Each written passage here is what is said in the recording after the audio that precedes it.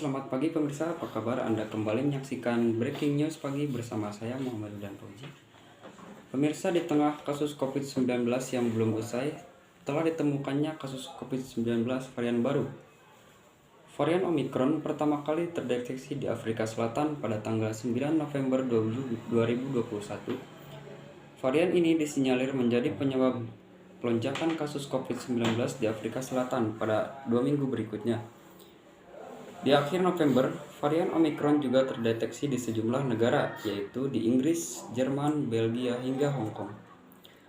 Sejumlah negara pun membatasi perjalanan ke Afrika.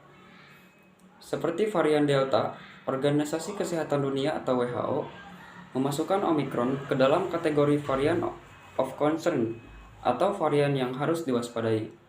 Varian dengan nomor ilmiah B11529 itu diduga para ahli lebih menular daripada varian COVID yang lainnya, karena tercatat memiliki kemampuan mutasi yang sangat tinggi, melebihi 30 sel kunci protein spike. Karakter ini yang membutuhkan kewaspadaan semua pihak. Menteri Kesehatan Budi Gunadi Sadikin menuturkan bahwa varian Omicron yang menjadi varian under investigation oleh WHO pada 24 November 2021 langsung ditingkatkan menjadi varian of concern pada 26 November 2021. Varian ini melonjak melampaui level yang namanya varian interest. Menteri Kesehatan menuturkan dunia dan Indonesia sekarang sudah jauh lebih cepat dan lebih canggih mengidentifikasi varian baru. Varian-varian inilah yang menyebabkan lonjakan. Setiap ada varian baru, Alpha, Beta, Delta, selalu terjadi lonjakan.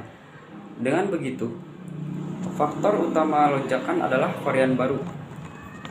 Varian Omicron cepat menjadi varian of concern karena mutasinya sangat banyak dan mutasi yang berbahaya di varian-varian sebelumnya ada di sini.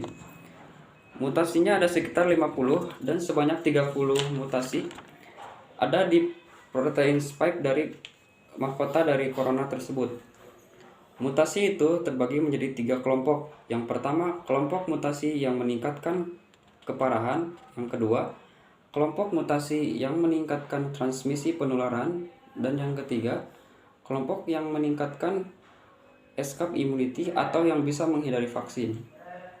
Kami ingin memastikan bahwa kemampuan jaringan lab sudah mampu untuk melihat penyebarannya di dunia, mengidentifikasi dengan cepat, dan membuat kita bisa merespons kebijakan dengan cepat. Yang nomor 2, kebijakan yang kita bikin berbasis data. Jadi data dari yang sudah konfirmasi dan yang diduga ada konfirmasinya, dan kita juga melihat faktor resikonya siapa saja yang banyak penerbangannya datang di Indonesia.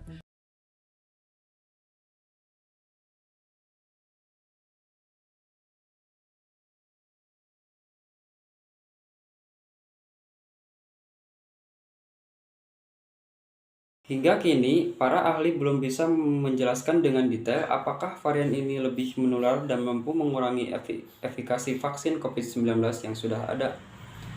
Jika vaksinasi terbukti efektif, maka pemberian vaksin menjadi solusi sementara selain protokol kesehatan.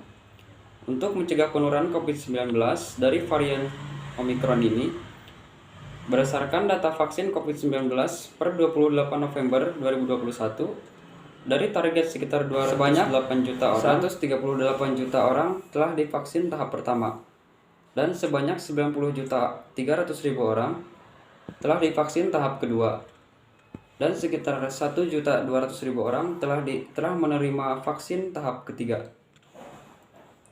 Baik pemirsa, itu saja